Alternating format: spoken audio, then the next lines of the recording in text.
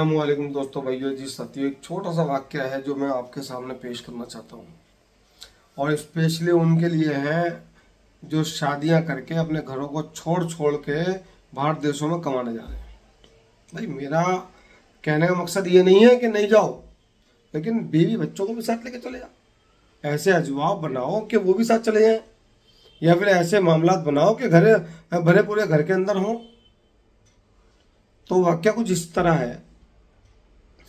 मैं मसूरी से दिल्ली के लिए आ रहा था और रास्ते में एक फ़ोन आता है मेरे पास 3 बजे रात की।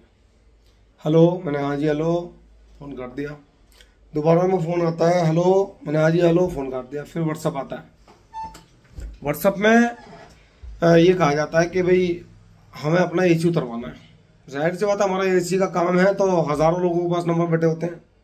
मैंने कहा उतर जाएगा, लेकिन ये टाइम देखिए आप 3 बज रहे हैं। कह रही नहीं नहीं, मुझे अभी उतरवाना है। मैंने अच्छा, मैं समझ गया, मैंने कुछ मामला गलत है। मैंने देखो जी, मैं तो अभी नहीं भेज सकता। कह रही भेजना नहीं है, आप आ जाओ। मैं आ जाऊँ? मैंने कहा मैडम मैं काम नहीं करता, मेरे कारीगर आते हैं, मेरे पास टेक्नीशियन काम करते हैं, टीमें होती हैं। मैंने कहा टीमें आती हैं हमारी काम करने के लिए। कह रही नहीं भैया, आप ही आ जाओ। मैंने कहा नहीं मैडम, मैं नहीं आ सकता और ये टाइम नहीं है बात करने का, मैं सुबह बात करूँगा। मैंने उसका नंबर और उसका नाम जो उन्होंने मुझे बताया था, मैं आपके सामने नहीं बोल रहा, तो मैंने अपने टेक्नीशियन के पास डाल दिया। मैंने कहा शायद नींद में है, लेडीज़ कौन है क्या है, तो मैंने डाल दिया उसके बाद लड़के के पास। अब लड़के ने सुबह फ़ोन करा होगा, लड़के से भी यही बात है। मैंने अच्छा भाई, अब मैं शाम के टाइम डिटेल लेता हूँ अपने लड़के से। मैंने कहा भाई इस कस्टमर का क्या हुआ, इस कस्टमर का क्या हुआ, इस कस्टमर का क्या हुआ। लास्ट में इस कस्टमर का नंबर आता है। मैंने कहा इसका क्या हुआ, तो उनने बताया मुझे कि भाई ये मामला थे, इसलिए भाई मैंने फ़ोन काट दिया। मैंने कहा अच्छा। अब मैंने फ़ोन करा, मैंने कहा मैडम आपको एसी उतरवाना है या नहीं, आपने रात फ़ोन करा था। कहती मुझे एसी उतरवाना है। मैंने कहा अच्छा, तो मैं भेज दूँ लड़का भी?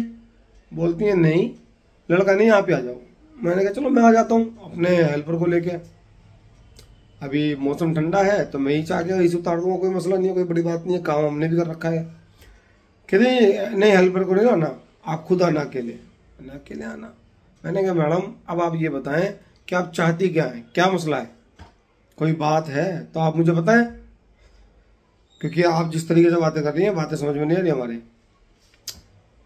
तो बोलती हैं कि भाई मुझे तो जो औरतों की ज़रूरतें होती हैं और जिस्मानी ज़रूरत है उसे पूरा करना है।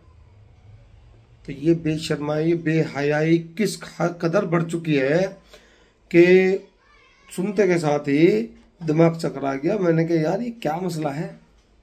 मैंने कहा आप खुद सोचें, आपको शर्म नहीं आ रही है, आप क्या बात कर रही हैं। मैंने उस वक्त तो उसका फ़ोन काटा, उसके बाद भी उसके फ़ोन बनाया।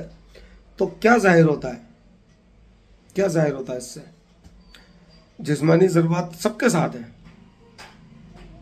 लेकिन एक हया, वो सबसे बड़ी बात है कि हया और शर्म इंसान के अगर पास में है ना, पर इस कदर बेहयाई बढ़ चुकी है मुआशरे में।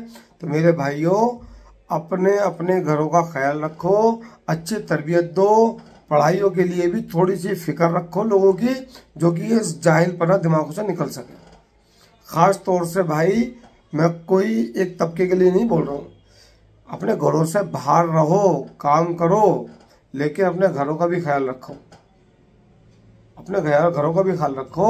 जो लोग बाग बैरून में निकल जाते हैं ना कि भाई वाइफ जो है अकेली छोड़ गई, या तो इस कदर उन पर भरोसा हो कि वो इधर उधर न झांकते फिरें। तो लोगों समझ लो, फिक्र लेने की ज़रूरत है, अपने घरों की भी फिक्र लो, सिर्फ पेट की फिक्र नहीं, जिंदगी की फिक्र लो। नहीं तो ये थाने कोर्ट अस्पताल किस लिए हैं? यहाँ पे ज़्यादातर लोग कौन होते हैं? जो खुद अपने पैरों पे कुल्हाड़ी मार चुके होते हैं पहले ही। समझ गए? तो मेरे भाइयों, जरा अपने घरों की फिक्र लो, और वहाँ के 50,000 से बेहतर है घर के 5,000। तो लोग बाग अपने घर बीवी बच्चों को छोड़ के चले जाते हैं ना, यहाँ शादी हुई 15 दिन में ही बैरून निकल गए, बाहर देश निकल गए, यहाँ का पता नहीं। तो भाई जिस्मानी ज़रूरतें सबके साथ हैं, ये तो इंसान के अंदर ऊपर वाले ने ही डाल के भेजी हैं। ये कोई यहाँ पे नीचे मेडिकल से नहीं बनवाई। तो जरा ख्याल रखो अपना भी, अपने परिवार का भी। अस्सलाम वालेकुम।